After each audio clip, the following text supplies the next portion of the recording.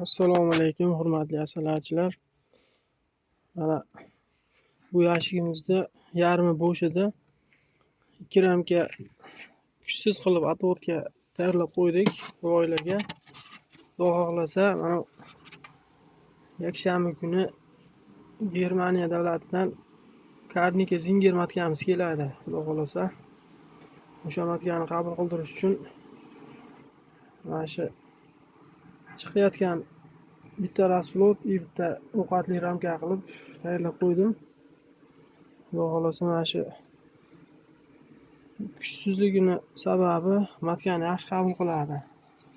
Arz serakroq qabul qilgandan keyin bunga chiqayotgan rasplotdan berilib tez kuchaytirib olinadi. Ovqatlari yetarli, lekin Xudo xohlasa yakshanba kuni kechki payt Toshkentga keladi matka. Dushanba kuni ertalabga qo'limizga tegadi, Xudo xohlasa.